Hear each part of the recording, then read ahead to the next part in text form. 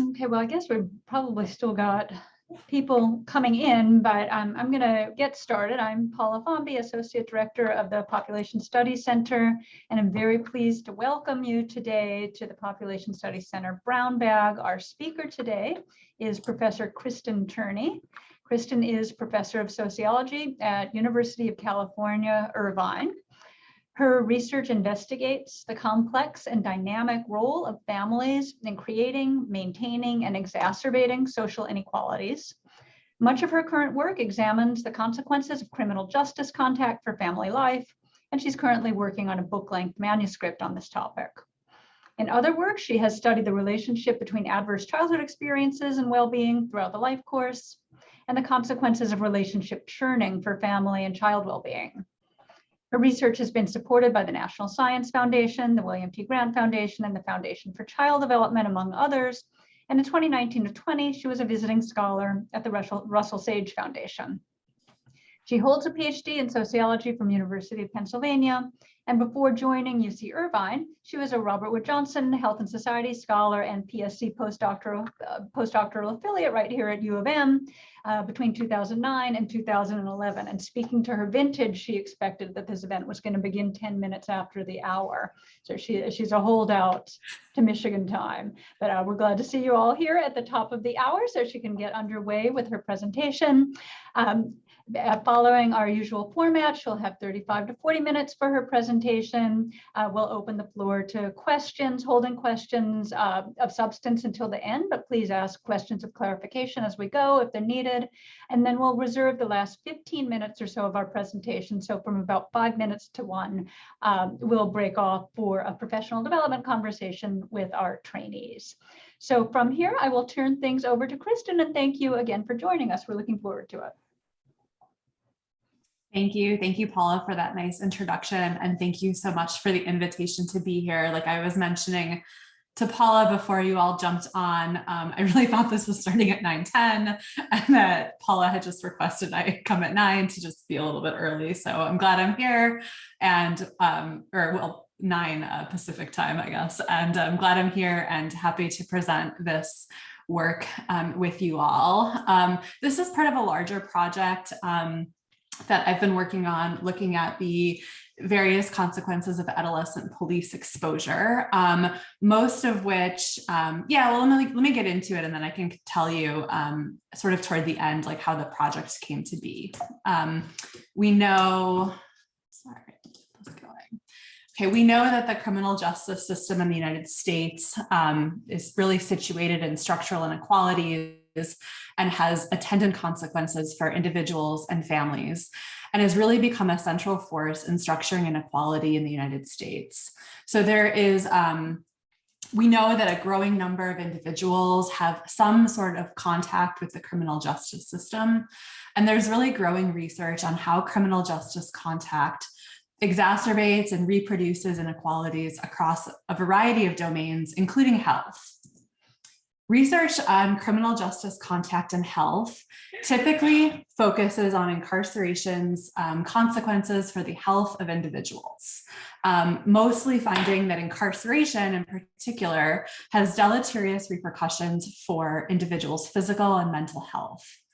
This research generally, but not exclusively, as there is some really excellent work on the relationship between police stops and health.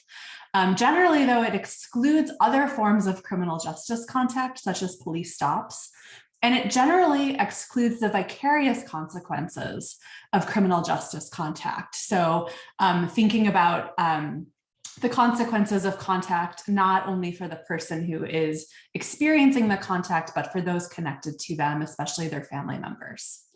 So today I'm going to talk about new work that looks at the relationship between adolescent police stops and mothers' mental health. So we know that adolescent police stops are a really common and pervasive form of criminal justice contact. More than 31 million people are stopped by the police or have another form of involuntary contact with the police each year. And this is a particularly common form of criminal justice contact among adolescents, and it's oftentimes their first exposure to the criminal justice system. These stops are especially common among youth of color and among youth living in highly surveilled neighborhoods, and accordingly can really exacerbate the existing inequalities that exist.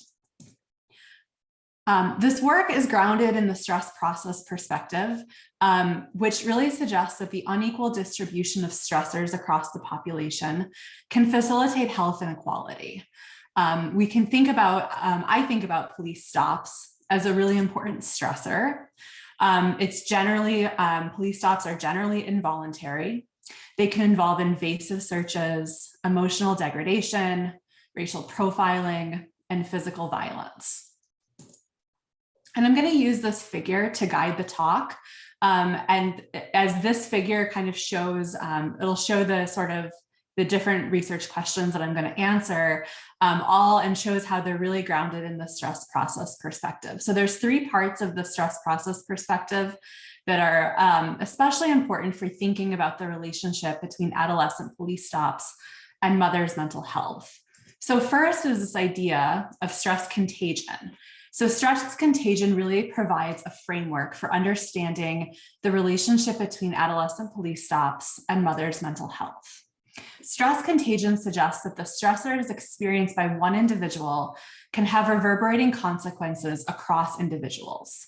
Stress can reverberate within and between generations. So from children to parents, from parents to children, from one romantic partner to another, and from individuals to their caregivers.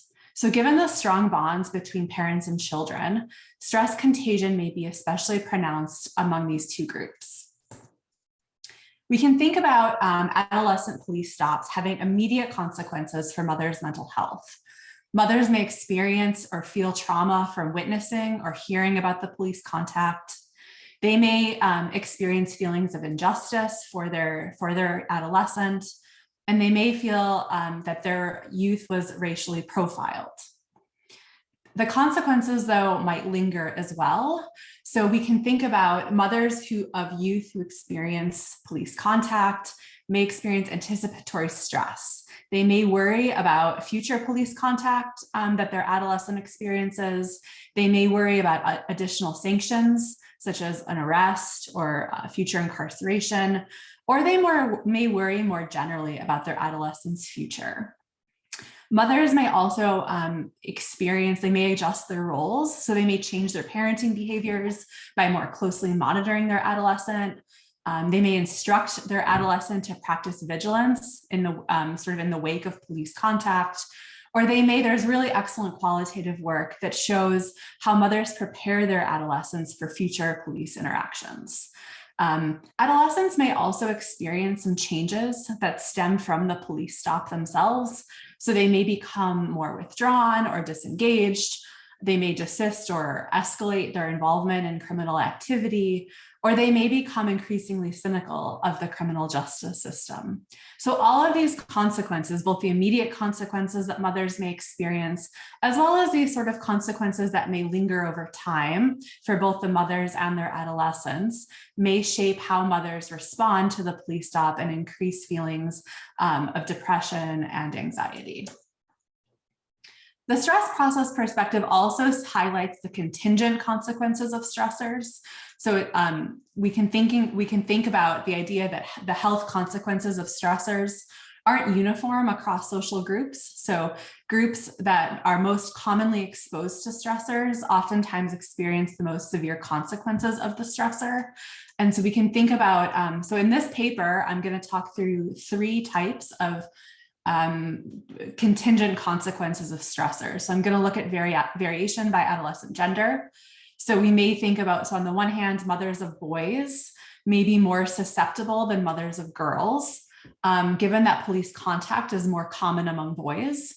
So feelings of fear or anger or sadness that stem from the police contact may be especially common among mothers who may anticipate future police contact, other forms of criminal justice contact, such as arrest or incarceration, and the sort of deleterious effects of this future criminal justice contact.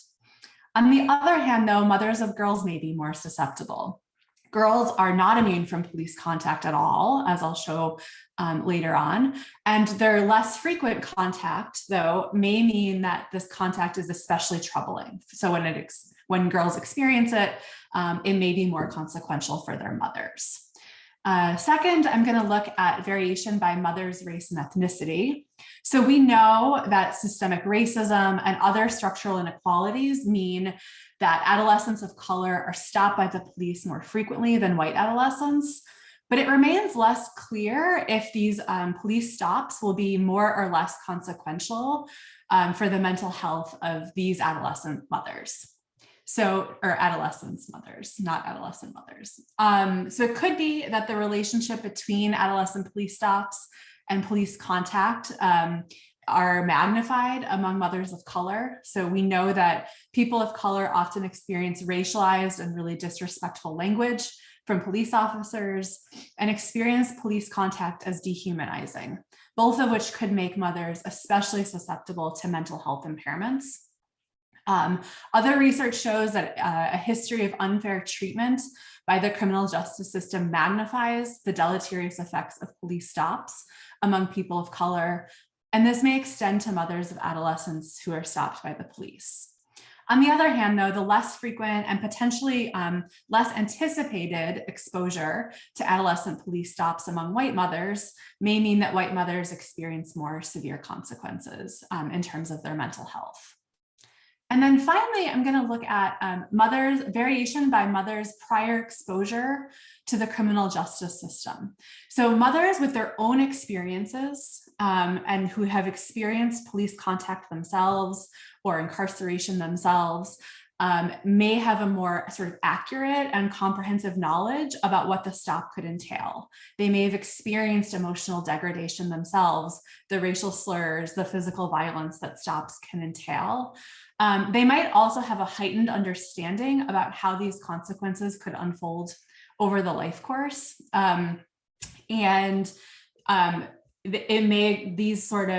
heightened understanding could intensify existing tensions that mothers experience. Also, fathers' criminal justice contact. So the criminal justice contact of adolescent fathers may also condition mothers' responses, especially regardless of whether the adolescent's parents are living together, as we know that non-residential parents are connected by sort of deep bonds of a shared child. So I'm going to talk through that. And then finally, the stress process perspectives, or the third part of the stress process perspective, is this idea that social support can really buffer the negative consequences of stressors. And so the deleterious consequences of stressors for health really depend on one's ability to harness resources and harness social support in response to these stressors. So emotional support is one type of resiliency or support that can be activated by an individual to buffer against the stressors. And so I would expect here that mothers who have emotional support compared to mothers without emotional support may experience fewer mental health consequences that stem from their adolescence police stop.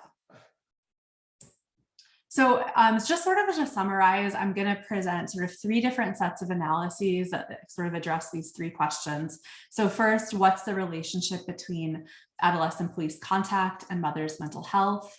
Second, I'm going to look at contingencies in the relationship between adolescent police contact and mothers' mental health. And third, I'm going to look at how mothers' emotional support buffers the relationship between adolescent police contact and mothers' mental health. I'm going to use data from the Fragile Families and Child Wellbeing Study, which is a cohort of urban children born around the turn of the 21st century and followed over 15 years.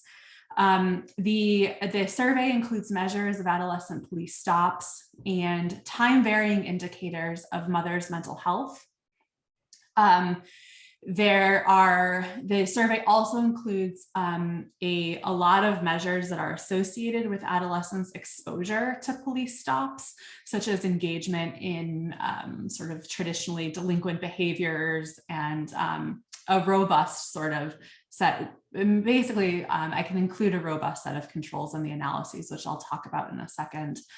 And then the adolescents who were born around the turn of the 21st century really became adolescents during this era of proactive policing, where they are going to, where more and more people are being stopped by the police. I'm going to look at two dependent variables, a measure of anxiety, which is a measure of generalized anxiety disorder, and a measure of depression, which is a measure of major depressive disorder. Both of these measures come from the CV short form. And most of the analyses I'm going to present today look at adolescent police stops as the explanatory variable. So mothers were asked this question: has your youth ever been stopped by the police while on the street, at school, in a car, or some other place? I'm able to adjust for a number of control variables in the analyses, so demographic characteristics, socioeconomic characteristics, health, neighborhood characteristics, parent characteristics, things that might be especially associated with adolescent police contact, such as parents' criminal justice contact themselves, but also adolescent impulsivity, adolescent delinquency, whether or not the adolescent went to a school with police officers. I'm not going to talk about the control variables at length, but I'm happy to ask questions about them. There's a lot of them. I just wanted to present a little bit of a sort of timeline of the Fragile Family Survey, just so you can kind of orient yourself to the measures and when each of the measures that I'm using in the analyses are ascertained. So there are 6 waves of the survey. The dependent variables, mother's mental health, are measured at the 15-year survey. Adolescent police stops are measured, mothers are asked about their adolescent police stops at the 15-year survey. And most of the adolescents, except for just a handful, were stopped experienced their first stop between ages 9 and 15. And then the control variables are all measured prior to the measure of adolescent police stops, either at, depending sort of on when they were asked in the survey. Most of them are measured at the 9-year survey. The ones that are sort of where there's something like poverty, which is measured at all of the waves, I'm measuring it at the wave sort of closest to the measure of police stops. Of course, I'm sure many of you are thinking, I was a postdoc at Michigan, and I know many of you are thinking, oh my goodness, there's so much non-random selection into adolescent police stops. And yes, there is. I'm not going to talk about it all. I'm not going to talk about it all too much today in terms of all of the different sorts of analyses that I did, but I do want to say, certainly there's non-random selection into adolescent police stops. That's something I take really, really seriously. I adjust for a ton of individual level characteristics, like I mentioned earlier, really thinking about the youth's environment, family environment, the youth's neighborhood environment, behaviors of the youth, things that might lead to adolescent to police stops. I also do a number of sort of supplemental analyses, which I will not talk too much about because I want to get to the results. So turning to the first research question, so what is the relationship between adolescent police contact and mother's mental health? So recall this figure here. This is sort of the main research question. And you can see here, I'm just going to present some very descriptive data, no controls. This is just descriptives. Looking at the frequencies of mother's mental health by adolescent police stops. And you can see here that when adolescents are stopped by the police, about 3 times as many mothers report anxiety. So 13% compared to almost 5%. And about twice as many mothers report depression, so 30% compared to 16%. Of course, given sort of what I said earlier about non-random selection into police contact, I'm going to present some models now, a series of models that progressively take into account factors that may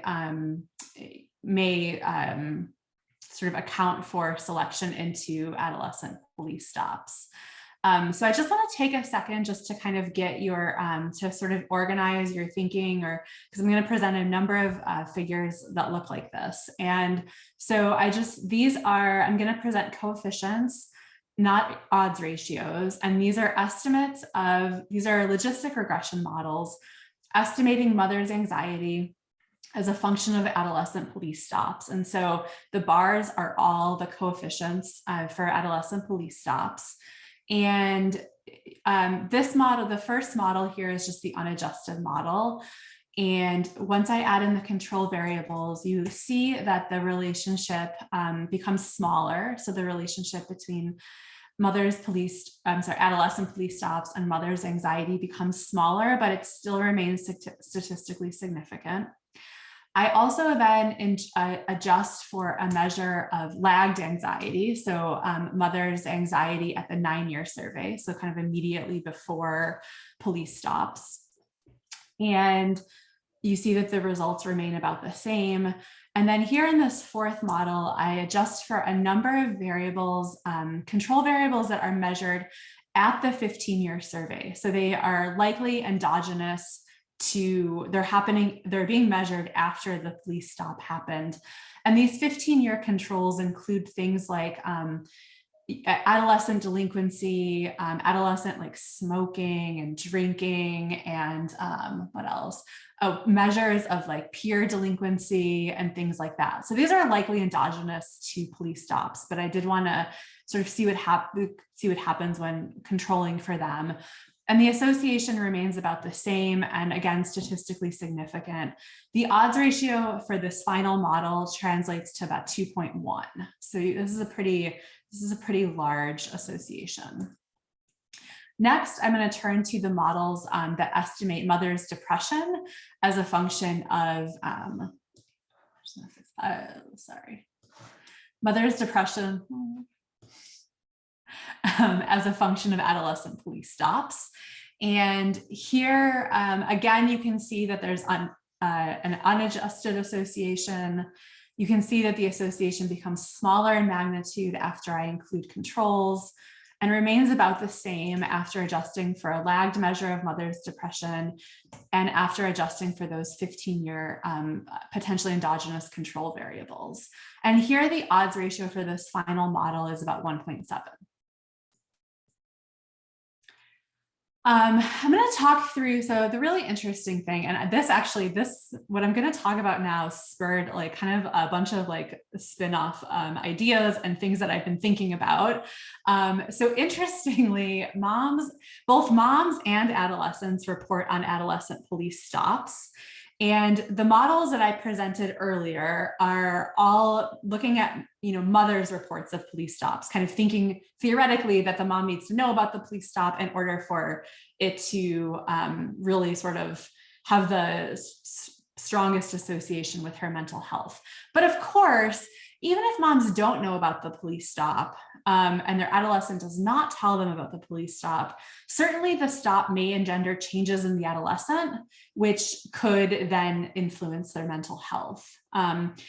So moms and youth measures of police stops are not as concordant as one would think they would be, or as a researcher would want them to be. I think is probably it makes sense.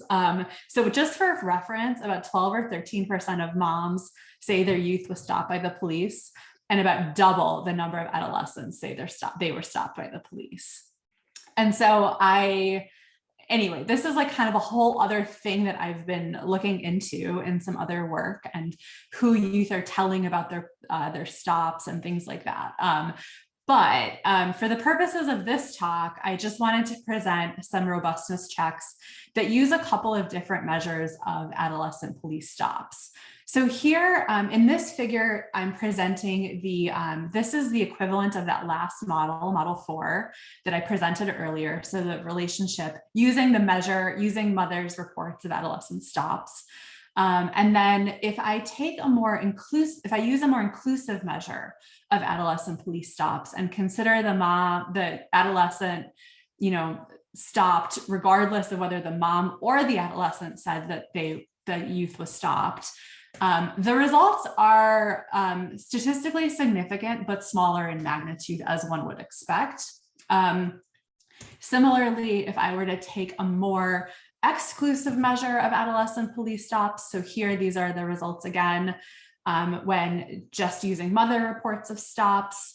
And then if you look at I'm going to present results showing, so the independent variable here is whether the mom and the adolescent said that the adolescent was stopped by the police. And so here the results are about similar in magnitude as the ones presented, sort of the main models. I'm happy to talk more about some of this in the Q&A because that's been just really fascinating to me. I also looked at, so there's also other measures in the data about sort of police stops. I looked at the number of police stops. So number of adolescent police stops is positively associated with both mothers' depression and anxiety.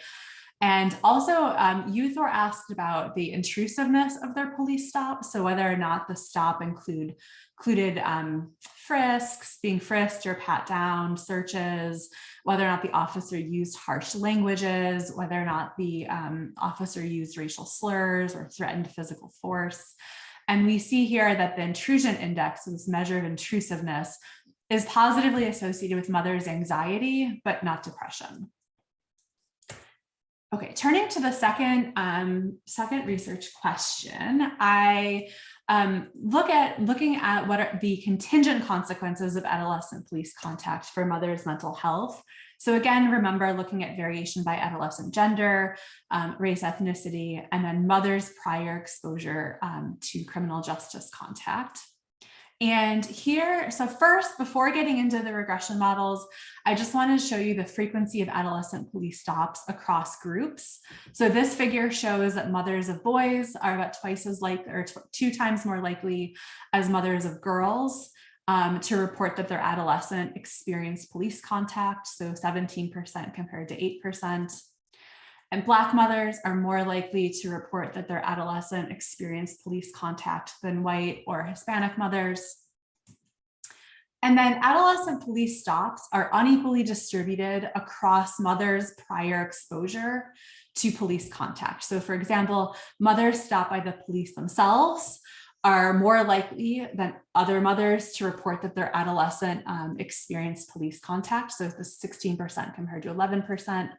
Adolescents are also more likely to experience police stops when their fathers have been stopped by the police, when their mothers have been incarcerated, and when their fathers have been incarcerated compared to when their fathers have not. So we see that the frequency of adolescent police stops really varies across groups, as we would expect, but differential exposure doesn't necessarily translate into differential effects. And so that's kind of what I want to look at here. I'm just going to summarize these results. So first, the association between adolescent police stops and mothers' depression is larger for mothers of girls, but there are no differences between mothers of boys or girls for anxiety. We see that the association is quite similar across race and ethnicity, mothers' race and ethnicity. So even though the prevalence is quite different, the associations with mothers' mental health is about the same. And then finally, mothers' prior exposure to criminal justice contact. Here we see that the association between police stops and mothers' anxiety in particular is larger for mothers with prior police contact themselves. I'm going to show just one figure to kind of that sort of summarizes this last result.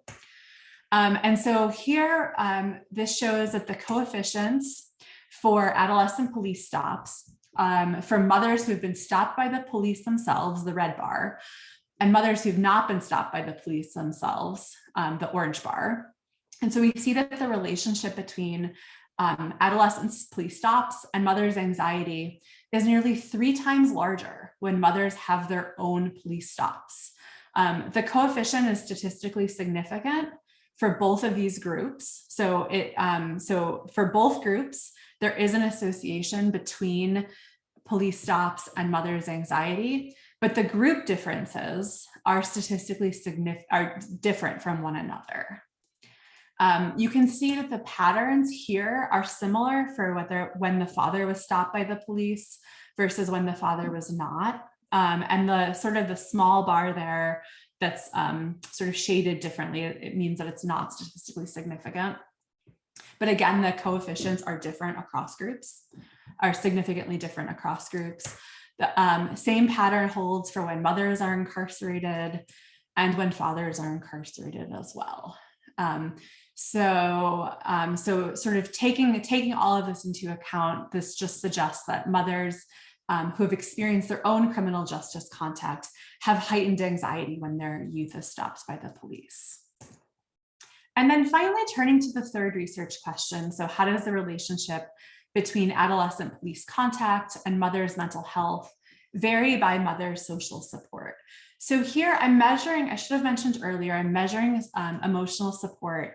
Unfortunately, there's not, the measures of sort of emotional support in the data are not great, but it's whether or not the mother reports having a confidant, so somebody that she can turn to when things are tough, right? And so you can see here, again, these are the sort of results from these are coefficients from the logistic regression models. And you can see that among mothers who don't report, mothers who do report emotional support, you can see that there's an association, a statistically significant association between stops and their anxiety. But the magnitude of this relationship is substantially larger among mothers who don't report emotional support. And these group differences, again, they're statistically significantly different from one another.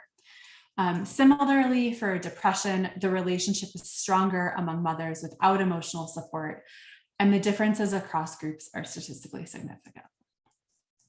So taking sort of like putting this all together and thinking through sort of the conclusions here. First of all, police stops are the most common form of criminal justice contact.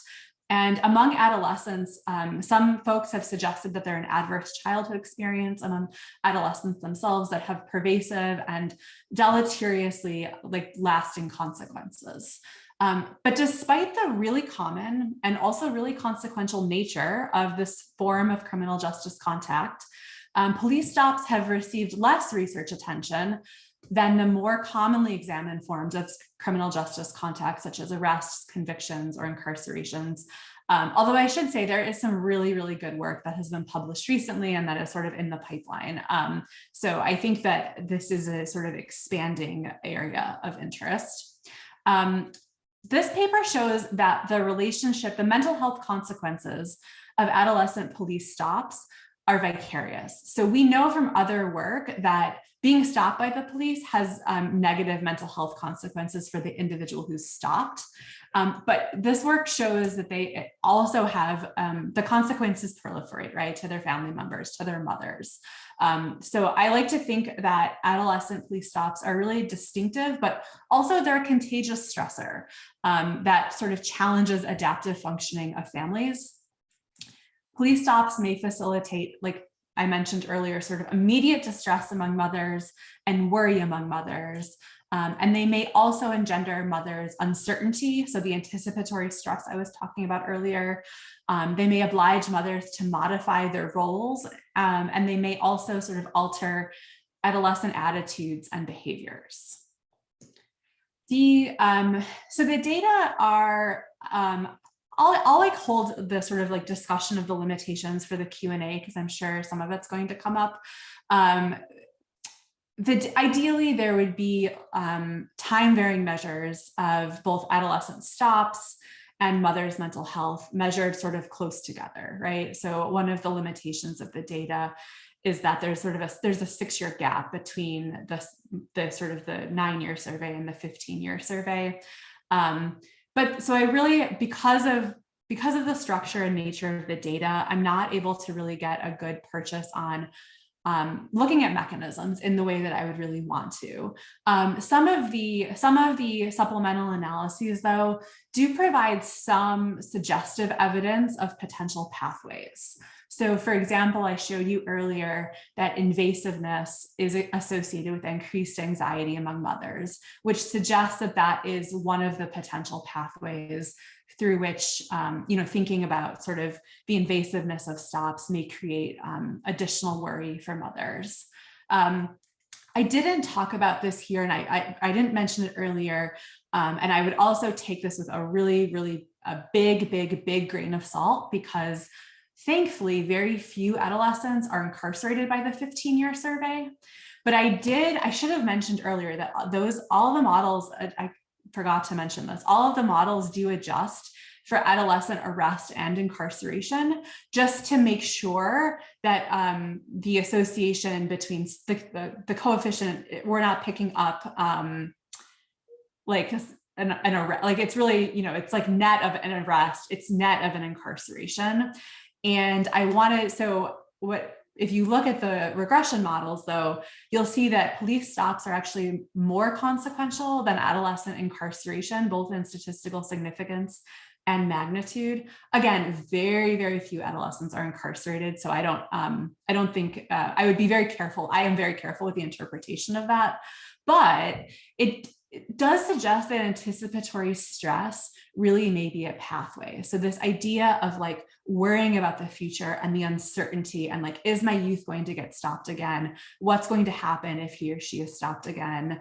And in qualitative work that I'm doing, not on police contact, but on incarceration and the criminal justice system more broadly, really highlights the anticipatory stress and how anticipatory stress really plays out after people experience criminal justice contact. And then finally, adolescent report, right? So I mentioned that there's all these, like, you can measure adolescents and moms don't always agree on whether the adolescent was stopped. But adolescent reports of stops themselves are associated with changes in mothers' mental health, suggesting that the stops engender changes in the adolescent. Like they may change their behavior in response to the stop, and the mother may notice that and respond in a way that makes her feel sad or more anxious. Also, the mental health consequences of adolescent police stops are contingent. So we see that the associations are concentrated among mothers of girls and among mothers with prior exposure to the criminal justice system.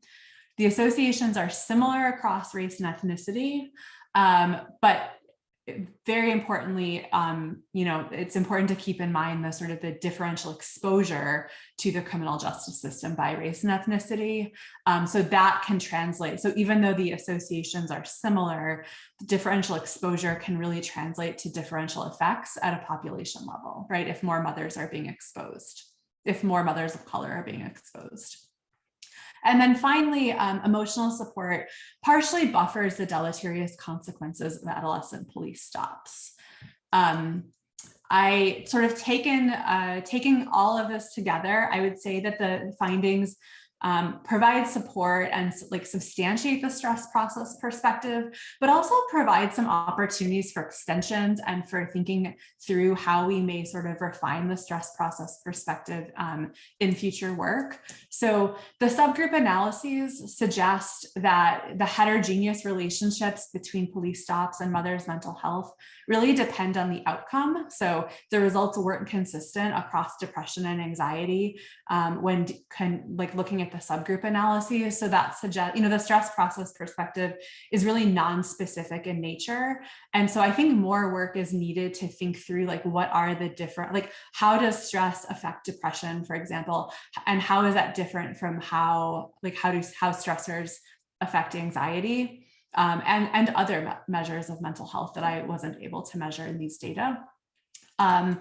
I also thinking that the criminal justice system is really a marker of vulnerability that exacerbates the repercussions of stressors. So a lot of work that looks at uses the stress process perspective suggests, oh, things might be different for men and women, or things might be different by race and ethnicity or by social class. But these analyses really suggest that criminal justice contact may be a marker of vulnerability as well, sort of in addition to these more commonly considered indicators of social position. And then finally, the idea, I think that so far, like oftentimes the stress process perspective thinks about stressors as being vicarious, so like having contagion and spilling over to people, or being contingent, so having different consequences for different people. This work sort of suggests that stressors can be both vicarious and contingent, and kind of thinking about them together in this way can be useful. The sort of taken together, the results suggest that by sort of overlooking the consequences of police stops, which is really the most common form of criminal justice contact, and by sort of overlooking the spillover effects, right? The parents who are exposed to the criminal justice system. Prior research sort of underestimates the consequences of the criminal justice system for health. This work complements, there's other really great work out there that suggests police stops are associated with other facets of inequality. So people who are stopped by the police are more likely to avoid sort of surveilling institutions. They report more barriers to civic engagement. They report, as I mentioned earlier, worse mental health. And taken together, like thinking about how we can think about not only police stops are consequential for individuals, but they're also really consequential for families. And so I know that there's going to be lots of good work thinking through all of this, but I think police contact matters so much for health inequality. So I'm going to stop there. And if you have, I'm happy to hear your questions and comments and have a great discussion.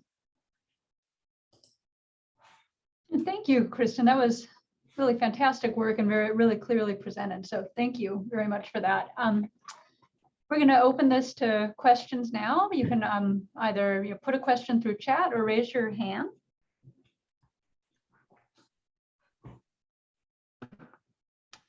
Mike?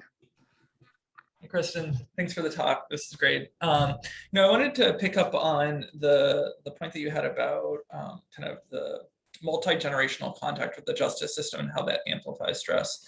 And I was wondering, like, the extent to which you think, there might be a role for local variation in kind of the way that the justice system is deployed, because it is so varied across place that perhaps the fact that mothers have prior incarceration is an indication of a different mode of practice and orientation within a given jurisdiction. And so when you start to see it all stack up within a place, it's as much or potentially about her own experience as well as just what it means for the adolescent that they're having this contact.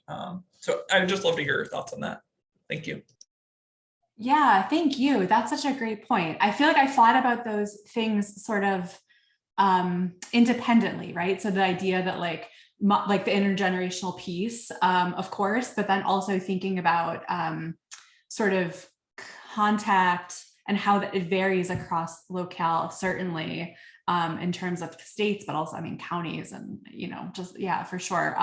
But I hadn't thought about them that like combined, like thinking about them together in that way.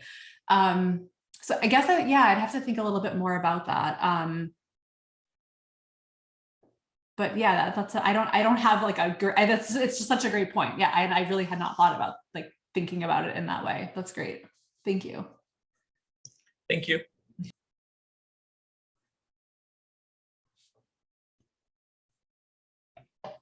Others? Sarah?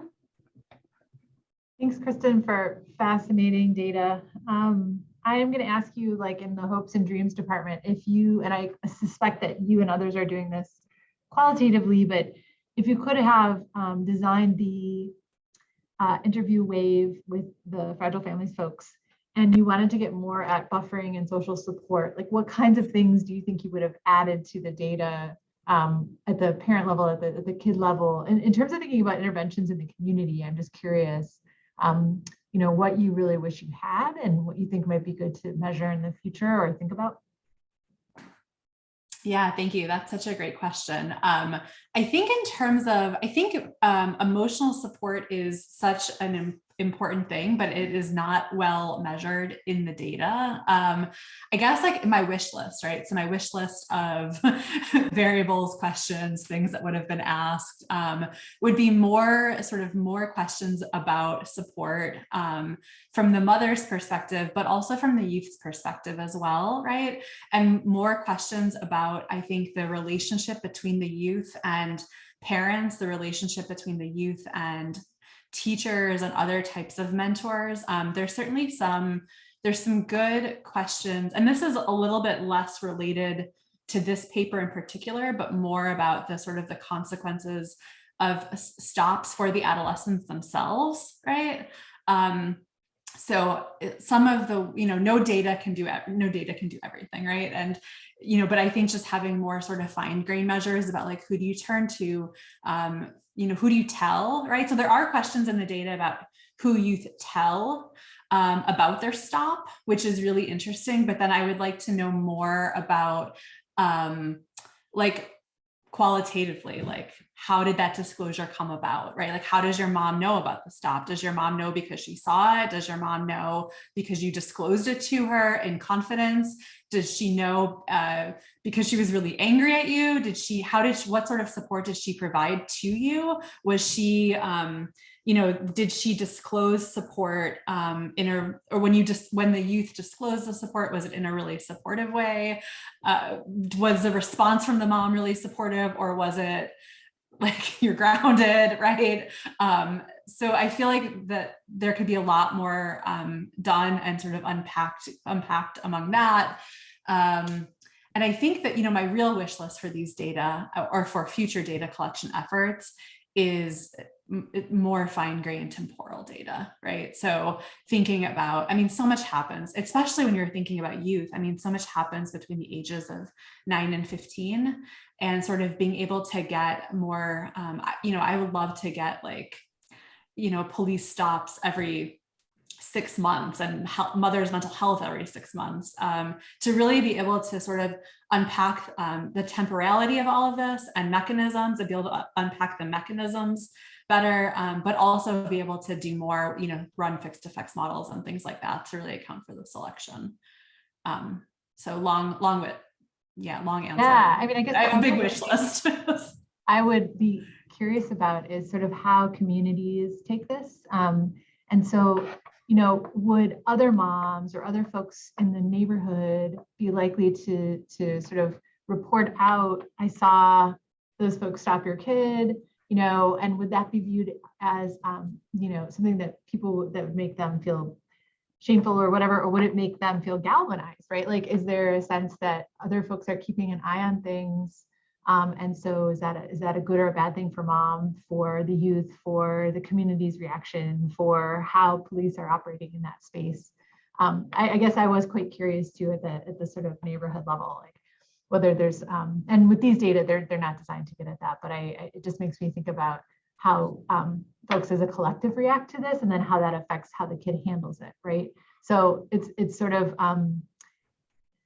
analog, but not at all, to some stuff on unemployment and health. And sort of people have been trying to figure out for a long time if the stress of becoming unemployed is worse during a recession when lots of people are unemployed, or it's worse when the economy is good and not very many people are unemployed, because of people's likelihood to blame themselves for what's going on versus sort of think about it as a structural thing. So that's where that question was coming from. But it's really, really hard to do that unless you're doing a community study explicitly. Yeah, thank you for that. And I'm not surprised to get all these good questions about variation across sort of communities and locations from this crowd. I love it. Jeff? Kristin, good to see you and great talk. There's a lot to think about here. I had an initial question, but then Sarah's question gave me another idea. So I'll ask that one first about other data that you may have. I was just wondering if you have data from either the parent or the child's perspective on police legitimacy, and especially from the mother's perspective, how this experience with their kid might affect their view of police legitimacy. Then the second thing that I was wondering about, and I was really glad to see that you went to that place of looking at the effects by incarceration and arrest history of the parent, because that's where I was going. But I know the kind of quintessential type of stop that you're thinking about, or like the cases where kids are being treated unfairly and maybe being targeted because of their race, and how these may have really large mental health effects for their mothers. But then I'm also thinking about the kids who are actually, engaged in some kind of criminal activity, and that if they have a parent with a criminal history, especially if they have a father with a criminal history, that the mother may be worried that the kid is going to turn out to be like his or her father, and this is and that's another mental health stress. And I know that you probably don't have the ability to pick apart the data too much, but I'm wondering if maybe you could, or maybe you have, looked at deconflating like the mother's history and the father's history, and looked at that specific idea that like the mother may not have a record, but the father may, and does that create a source of stress?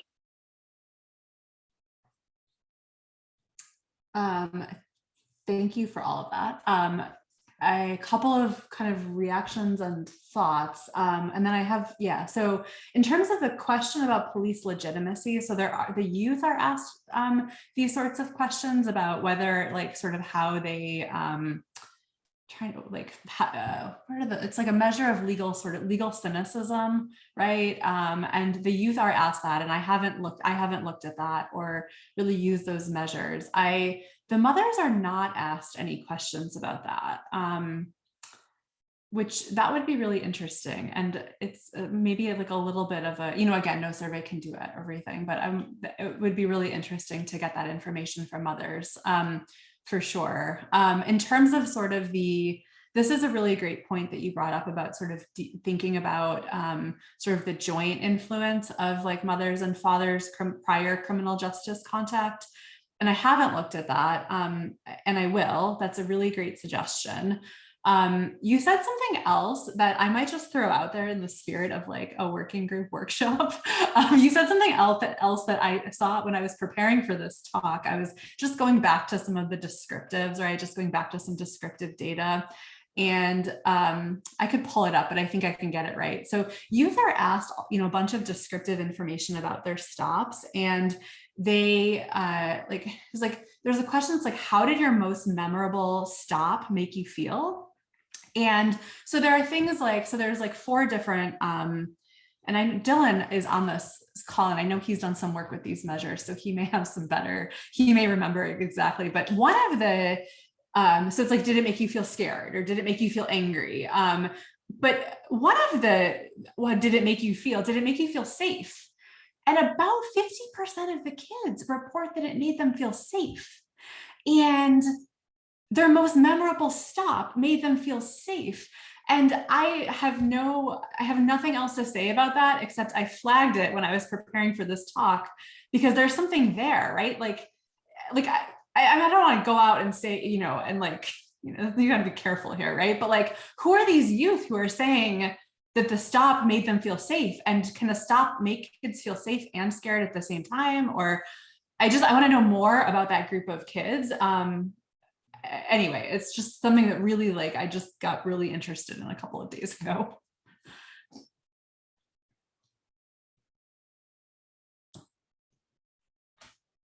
Anything else? Kristin, I have a question for you.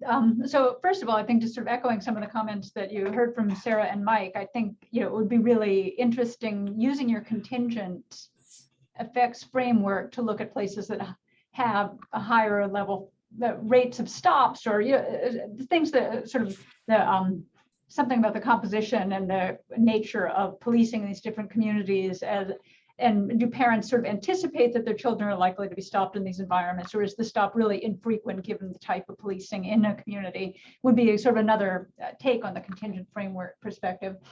But I guess I'm wondering what your takeaway is about that contingent framework, that given that you came out with very sort of disparate results across the 3 dimensions that you looked at, right? So that for girls where stops were less frequent, they were more consequential for mothers' mental health. The effects seemed to be neutral across race ethnic groups, and then they were stronger for mothers who'd had police contact themselves. So I can see there that there are these kinds of interactions, but in sort of in terms of the broader framework of what it means for an event to be infrequent and unanticipated, compared to being something that may be predictable, what's your takeaway? Yeah, I think that's such a good question. And I think that is sort of like the $1 million like theoretical question for that, right? For thinking about the stress process perspective, because we can think about like stops are unanticipated, more unanticipated for girls, right? But we see the strongest effects there, which I think there's a case to be made for unanticipated things being really, really stressful. And certainly my work on parental incarceration sort of finds that when parental incarceration is unanticipated, the consequences are largest. So, right. And then there's like no differences for race ethnicity, even though it is more anticipated among certain groups. And then for the criminal justice contact, it's the opposite, right? So it's the groups. So I think like the $1 million theoretical question is, I think that like we like need to keep like investigating. We need to like keep investigating and like seeing, kind of thinking about this across other types of stressors to maybe try to get some theoretical purchase on what makes a stressor more consequential when it's anticipated or unanticipated. But also, I think some qualitative work would be really, really valuable. I mentioned earlier, so this project actually just like stemmed from some qualitative work that I was doing.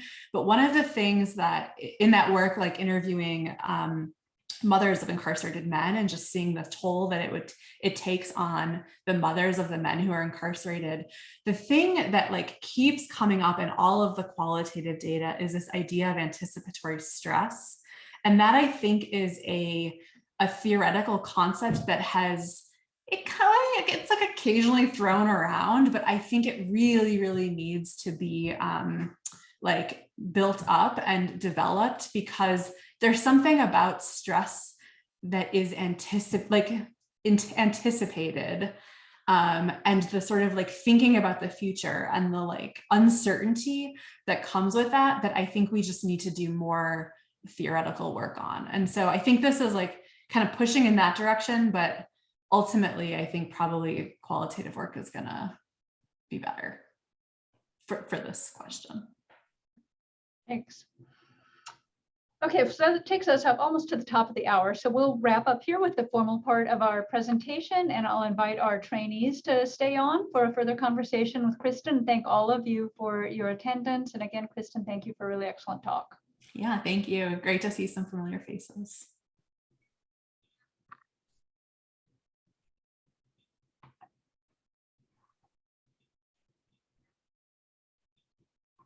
Okay, so we have our, here we go.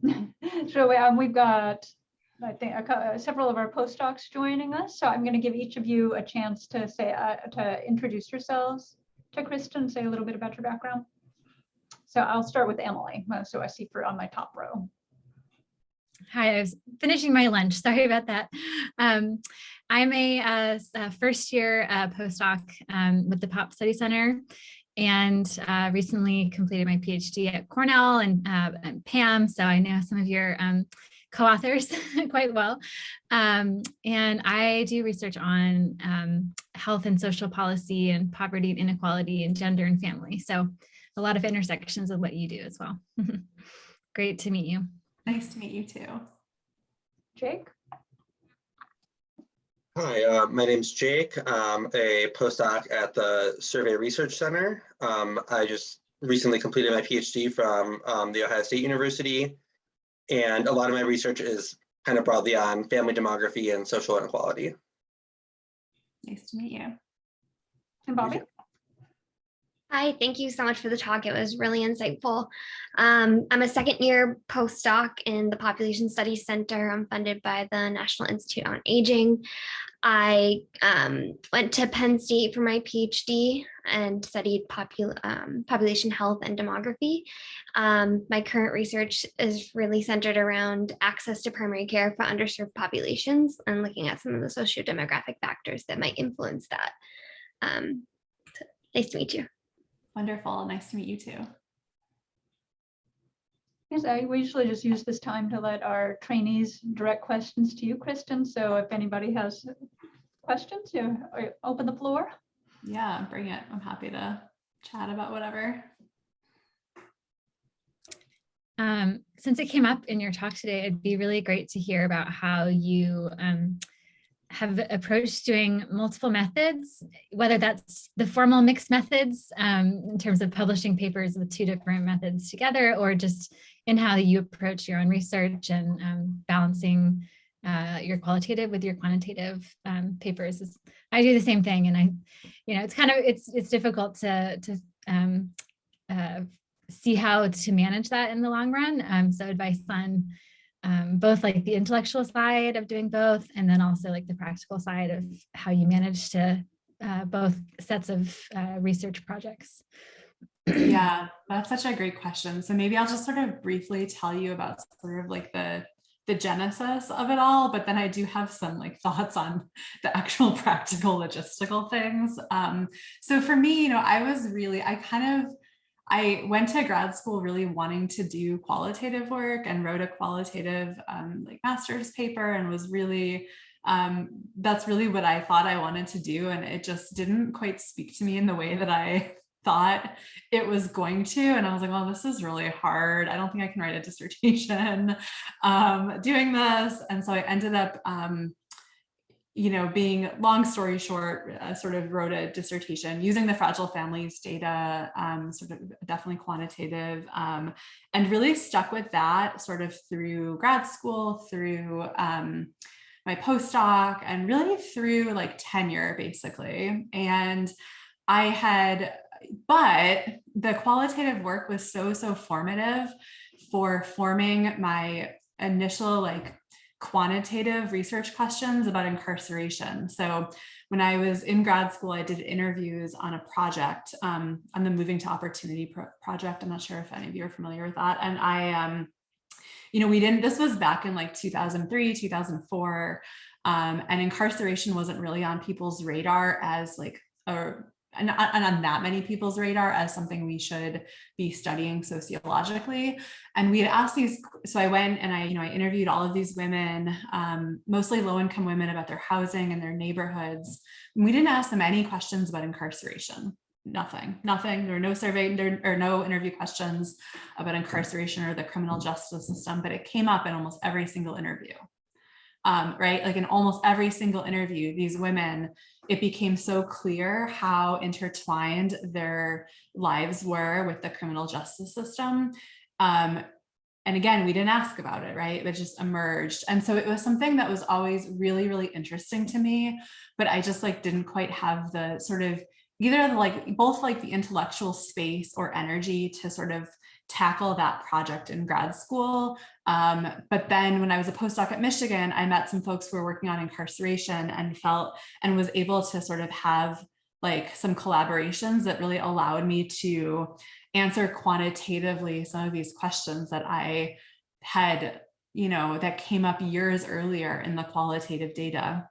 And so that was really, that was great. Like it was really, so it was like this qualitative work I did early on in grad school really set the foundation for all of the work that I did. But then I got to the point where I was looking at, parental incarceration and kids outcomes and family outcomes using fragile families data. And I felt that like I had just sort of hit a wall with it. Like there are all these other, like the fragile families data is great, but it wasn't designed to study incarceration. So you don't really get all the nuances. Like you don't know if the kid visited like his dad in jail. You don't even really know if the dad was in jail or in prison or for how long, or, how far the dad was, or, all these things you really want to know. And so I thought, well, I think I should do a qualitative study. And so that is sort of what I did. And honestly, it's been really, really slow going because it's really hard work. And required a lot of resources and a lot of amazing grad students who did a lot of interviews. And even now, we've been working on, coding the data and analyzing the data and pushing papers forward, but it's taken a really, really long time. And, in that, and then in doing that work, I realized I was interviewing fathers and their kid. Initially, the plan was to interview fathers and their moms, their kids' moms and their kids. And I did a couple interviews, but the first 6 interviews I did with these dads in jail, mostly young dads, I realized how critical their moms were, to their lives. And I thought, well, this is a really big oversight. We are not, there's all the research is focused on kids and on romantic partners. And romantic partners come and go, but the bond of a mom and a child, not to say obviously there's relationships are complicated, but these relationships between the moms and these sons were so complex. And I felt like it was just a really big oversight. And so I actually switched up the project and I, started to tried to interview all the moms of the dads. But then that kind of spurred this research, right? That was very quantitative, right?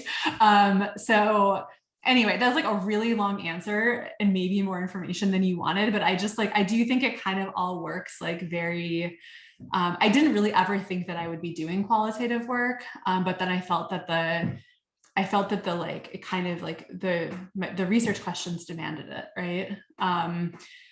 And so I'm really glad I did, but it's more of it was, for me at least, it was not really, it was kind of more of a long-term thing. I didn't realize the seeds were planted early on for that project, but it took a long, probably 10 years for it to do that first interview or whatnot.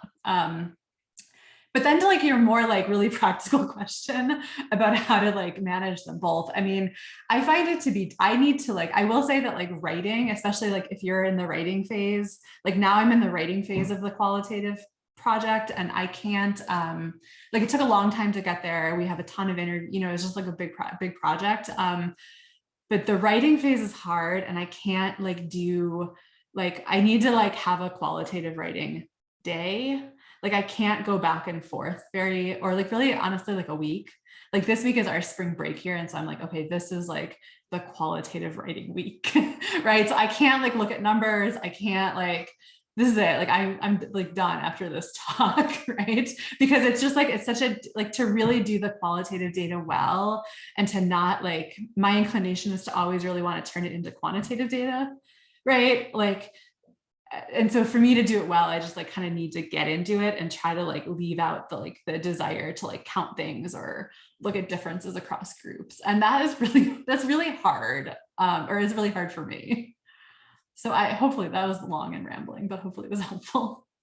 No, it's very helpful, both to know your path and how you kind of, it sounds like a circle, and it's nice to know that, especially post tenure, you're able to revisit the qualitative interests. And also Jake and Bobby were in a writing group, and they've been hearing me complain all semester about how hard it is to edit my qualitative paper. It's just, that's good to know that it's not just me, and that separating out the quantitative brain is actually really helpful. Don't think about numbers for a week and yeah, it's too hard to go back and forth, Right, exactly. So thank you very much. Yeah.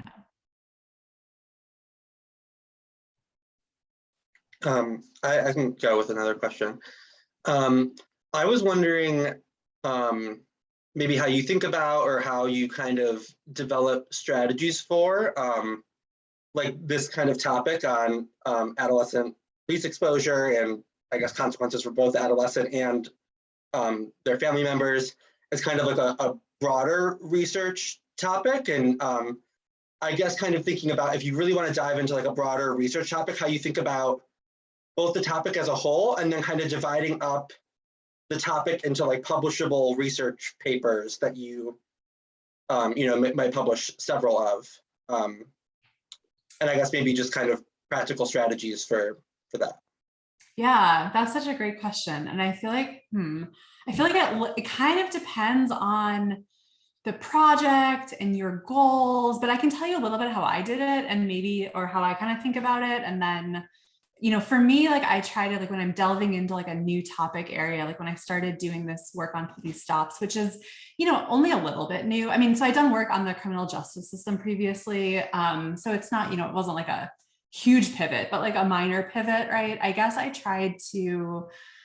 my strategy is generally to try to think about like, how can you make the biggest contribution, right? So trying to think, I think there's a lot of, I always like tell my students to try to think about making the biggest contribution you can with like at least one paper that comes from the project. Cause I know that the pressure can be to like, it's so hard to get a job these days and all that, right? And I know that the pressure can be to just be like, okay, I just need to like write like, a bunch of papers on this topic, but I actually like tell my students like, maybe, but like first get that like one big paper out there, because it's better to have one really, really good paper that's really strong theoretically, that's really rigorous methodologically, that like makes as many contributions as possible, with like, within reason, of course. Like I also always tell my students, really, you can only have like 3 findings in a paper. And I don't know that, 3 is like kind of a number I made up, but you can't have like 10 findings, right? That's going to be really hard, but you probably need more than one. So I think like trying to kind of like figure out the scope of the question, and try to do it as like theoretically strong and like as rigorous as possible to make the biggest contribution you can. I always tell like my students that, it's probably better to, if you want sort of like an academic job, like a research job, it's probably better to have like one really strong paper than like 5 that are not that strong, right? But then I think in the course of doing the work, so like in the course of like working on this paper, there's all these other things that crop up, right? There's all like the sort of, so I started really interested. So I was interested in like the effects on mental health, but then like, I talked about how one potential mechanism is like moms may change their parenting strategies, right? In response to their adolescent being stopped by the police, and what might that look like? And then I thought, oh, well, that seems like a very separate thing. And that feels like a very separate paper. So like just looking at the direct effect of like, do moms change their parenting in response to policing? And so I have another paper that looks like just at parenting as an outcome. And so I think that like sometimes trying to focus on the one thing will like spur all these other ideas, right? And then I mentioned really, really briefly that I was like so confused about the discordant reports of mom and adolescent stops, right? And so then that ended up like spurring another paper on like disclosure among youth, right? And if youth disclose their police stop, so this was actually about like youth themselves and youth outcomes, but if youth disclose their stop to somebody, are the mental health consequences like lessened for them, right? And so, yeah, so that's sort of like how I did it with this project.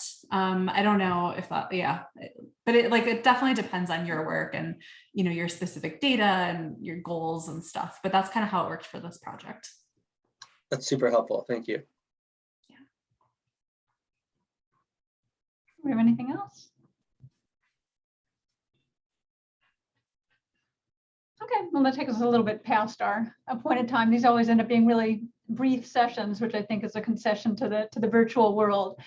So thank you again, Kristin. It was a fantastic talk, and it was a pleasure to have you here. And I'm so grateful to you for taking time out of your qualitative writing week and your spring break to join us. I think we were pretty lucky to get you. So thanks very much for coming, and thanks to everybody for being here. This was fun. Thanks, everyone. Thanks. Thank you. Nice to meet you. Bye. Bye.